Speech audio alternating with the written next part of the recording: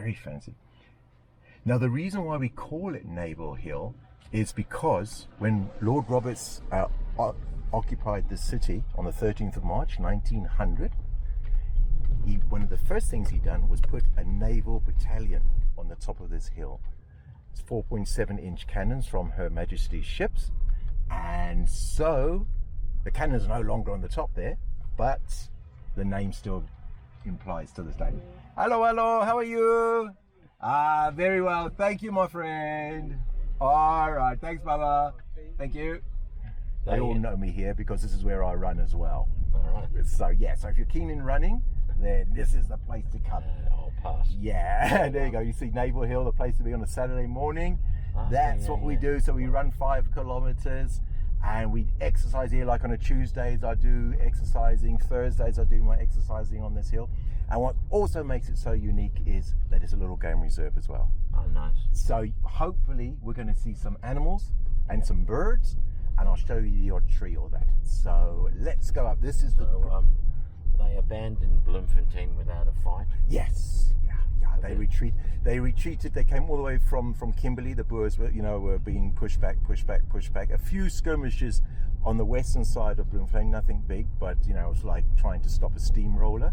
Yeah. And fortunately for me as a tour guide, there was no artillery shells bombing this place. When Roberts marched in, hardly a shot was fired. The Boers were all in disarray after the loss at Paardeberg. So so for me that was great. So let's park here first, Cherry. Okay. And I just want to show you a few of the buildings on the western side. There we go. Just outside Senekal was I saw a sign for a battlefield. Yes, Biddlesberg. Biddlesberg. Yes, that was where the Imperial Yeomanry was involved a lot with that one. But it was anything worth seeing?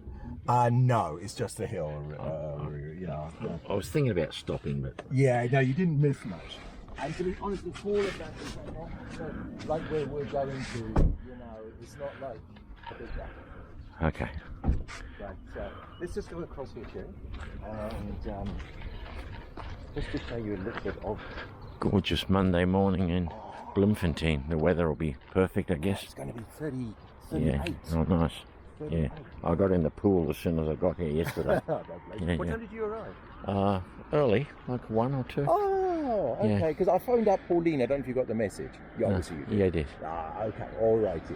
All right, my friend. So now we're looking west, all right? And I just want to point out a few buildings before we go up to the summit. If you can see here, you can actually see there's a school. You can see the schoolgirls running around there on the hockey field. Yellow, yeah. It's actually orange. And it's known. The Afrikaans name is called Oranje Meisie School. Oranje being the Afrikaans word for orange. Yes. Meisie girl and school. And the orange reference is the river. The river, but that relates also to the Dutch. The Prince William of Orange. Okay. So remember that our history is related also not only to the British but also to the Dutch. Yes. So there was a very large Dutch influence, especially in the beginning of European history in Southern Africa. The Dutch were here, especially down in Cape Town. So that is one of the oldest girls' schools in the country. Yep. Well-known school, in fact. Quite a few, girls or ladies become, lawyers and so forth. So it's a very, very good school. Yeah. If you follow tennis, a lady by the name of Amanda Kutzer, she was in the US Open and Wimbledon and all that. She was educated at that school. Then if you look further back there, Cherry, you'll see there's a white house there with a triangular roof. Yeah, I see that. That is the residence of the Judge President of the Supreme Court of Appeal. You mean the first one or the one to the first right? one. Yeah, the first one. I'm glad you spotted that because I'm going to point that out. So that is the residence of the Judge President. Sure. So like I said, we are the judicial capital. Then if you look a little bit further behind, you've seen it there in amongst the trees there. You can see the Cape Dutch gable. Yeah. Now that is a residence of the Premier of the Free State.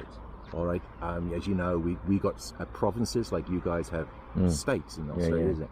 So, and each of your states have got a Premier. Same here in South Africa. So that's where the Premier lives. Sure. And then over there's a beautiful White House over there, built in 1941. It's got the Dutch Cape sort of look. That's right.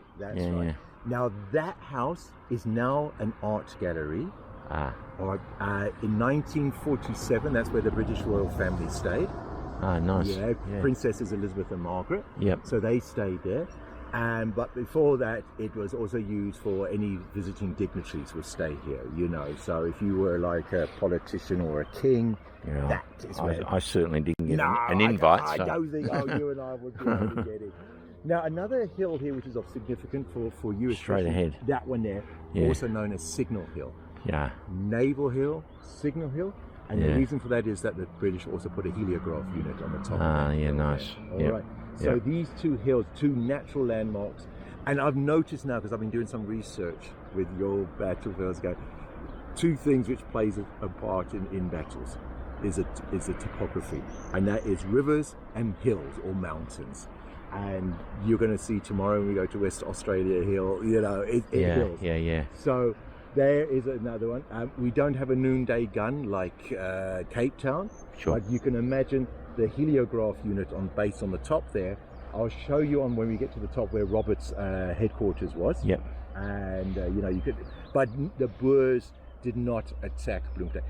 The closest they got was Christian Rudolf de Wet in the June of 1900. He destroyed the waterworks there on the at a place called Sannerspos. Sure. And that's where I think 2 Victoria Crosses was awarded there. No. But the actual city, maybe a few gunshots and things. I've always wanted to visit Bloemfontein, but I'm really glad I'm here. Yeah. I don't notice any jacarandas or anything. That's not. No. But you're saying that though, Terry, is that this area is known as Arboretum, and as you can see, a lot of trees. Yeah. Many of these trees are exotics. Why would you talking about trees? Let me just show you this one. Wait. Be careful. I don't know if you've been told by your other guides about this tree. Is this a wachabiki? You are. You are. Well done. Well done. The botanical name for it is a Ziziphus mucronata. Yeah. And it's got a lot of significance in the Nguni tribes, like the Xhosa, the Zulu. And I don't know if your other guides has told you about the significance of the thorns and the twigs and the way it branches. If you look at it, it's got a zigzag branch, and it's got thorns pointing forwards and thorns pointing backwards. Right. The zigzag represents the ups and downs of life, which we all experience in life, good times and bad times. While the thorns symbolize that you look to the future, but you remember your past, your heritage, your culture, which I think is very, very important for all of us, no matter where we are in the world. Right. The berries are edible, by the way. So it's a form of food. If you are hungry, it's like a peanut, but not as nice as a peanut. Wachabiki, you've said the word, and there you go, there's a South African coming in because you said it correctly. Wait a minute. Buffalo thorn is the English name. The Zulu name for it is Mpafa. And the botanical name is, let's say, Ziziphus mucronata. Also, if you are an African man and you die on the battlefield, you've been to Isandlwana. Did you see the memorial for the Zulu warriors? I think so.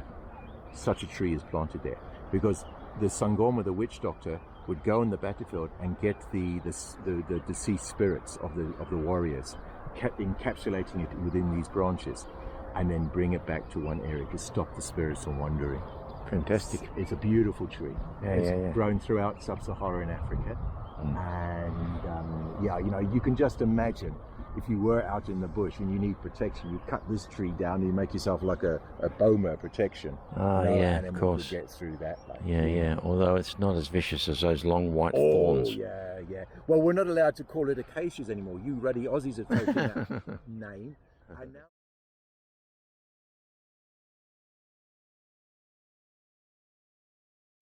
built in the early 1890s.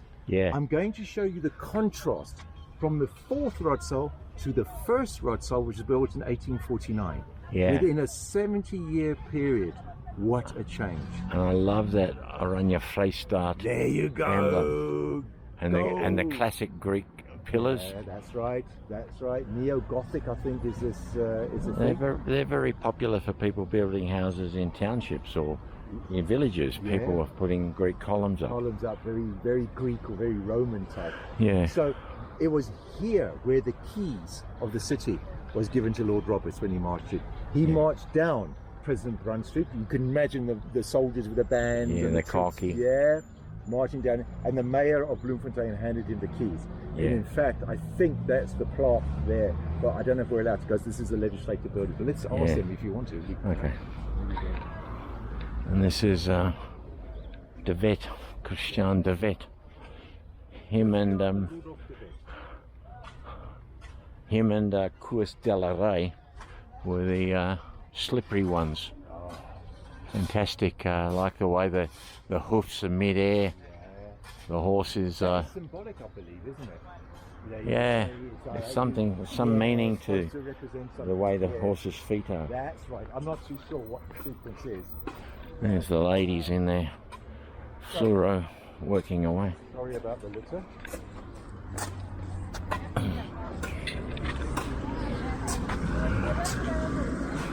So here as well, we've got two very significant buildings. This is the Supreme Court of Appeal, the highest court in South Africa. Yeah. You obviously heard of the Oscar Pistorius trial, you know, that athlete who he came here and tried to suppress, and of course he lost his appeal, and he's sitting in jail. So so that's the Supreme Court of Appeal, and then this is the fourth beautiful, beautiful, beautiful building.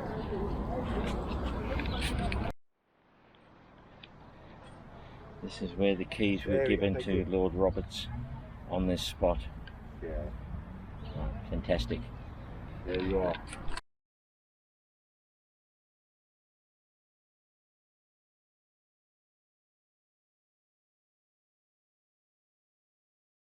Approaching the monument to the women.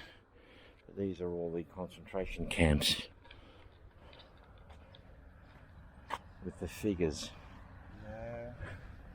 So here, it's going to be all Afrikaans. Yeah, oh yeah, it's all going to be Afrikaans, without a shadow of doubt. But what I can tell you is, say, like Bloemfontein, 1,236 women, children, 15 years and younger died, while people older than 15 was 432, bringing up a total of 1,695. And then there's a Bible verse next to it. Sure. Yeah. So these are, and remember as well, these are only the white. Yeah, not the coloured people. Yeah, yeah. Brunch food. So there's still, but at least now recognition is given. Yeah. And when you walk around this museum, you will see there's a whole hall now dedicated to the black involvement in this war. Right. Now, you were saying now about those Israelis. This war had a big influence on South African politics, you know, because this war finished in 1902. 10 years later, you had the forming of the African National Congress. That's right. 12 years later, you had the forming of the Nationalist Party. Yeah. The hatred of the British. Yeah. So it certainly had a great influence on South African political history at the time, you know. So here you go. This is all the various concentration camps. I'm interested in these little. Yeah. Yeah, that's where they put little candles in. Oh, okay. Yeah, they put little candles in. Irene. Yeah. Isipingo, Jacobs. Jacobs, I don't know where that is. Kimberley, we're going to Kimberley. Yeah, we're going to Kimberley, yeah. Klaksdorp. Yeah. Kroonstad. You'll be passing that when you drive up to Johannesburg. Krugersdorp, west side of Kubisi. I don't know where this place is. Kubisi. And they're all, there is a whole line of them there, folks. Mafeking we've been to. Yeah. This is a very imposing, 36 meters high sandstone, made out of like an obelisk. I always feel though that being in a woman's war memorial, it doesn't look very feminine. No. But hey, this was done in 1913, so maybe this was the style. And it's to commemorate the 26,370 white women and children who perished in the concentration camp. And as Piet Kutsi said to me over there in Swartrugens, yeah. a lot of the women around there, they went and hid in caves. Mm-hmm. They took their children, they might take a dairy cow, and they spent the war hiding in caves and living in the bush or the veld. Yeah. And they did it tough too, you know. Yeah. Well, here in the Free State, they also hid in the sandstone mountains there, like Clarence and Vicksburg, that area as well, in the overhangs. So, yes, they certainly did. But most of the time is, you know, their farms were burnt. Yeah. You know, where are they going to go? And though I maybe people may say I'm biased because I'm English, but the biggest cause of death here was not through mass executions or anything. It was through diseases. We've just come through a pandemic now. We know how many people died with, you know, from viruses. Yeah. So all these people unfortunately died because of lack of proper medical care, malnutrition, and you know, in the living conditions. They stayed in bell tents. And I'm not excusing the British, but it wasn't intentional. No. They were caught with more people than they knew what to do with. Exactly, And, Jerry. Exactly. You know, it's how governments work. They run slow and they. That's it. Military especially. So we've also got the graves here. All right. This is Christian Leof de Wet grave here on the right-hand side. That's Died in 1922. Mrs. de Wet. No, Christian. Oh, The man himself. Oh, right. You saw his statue, and that's where he's buried. Now, are you aware that his brother, who was a brilliant soldier, later joined the British and became a National Scout? No. Yes. So the two brothers never spoke to one another again after the war. So you got Christian, who was a bitter anger, who didn't want to surrender. Yeah. And then you got his brother Pete, who saw the other side of this war. If you carry on with it, you know, people are still going to die. Let's rather end this war and get peace. And so the two brothers never spoke to one another after. Remarkable two men in both ways. I'm surprised. Here we've got the last president, President Steyn, is buried here. Wow. Again, a man who I respect a lot, because he didn't, unlike Kruger, died in exile in Clarence in Switzerland. Steyn stayed behind all the time, and his Scottish wife, she died in 1955.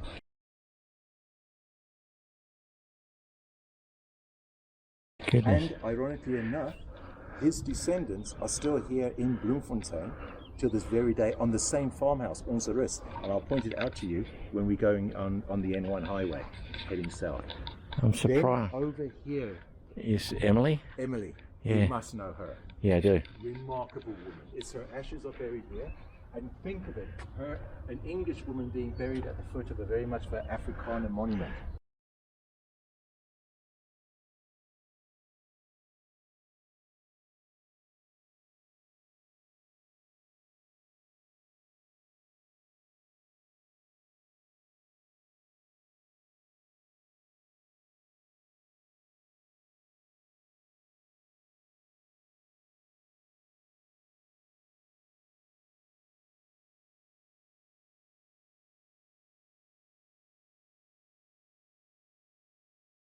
Woman, Yeah. you know, you get soldiers and generals and all that, politicians.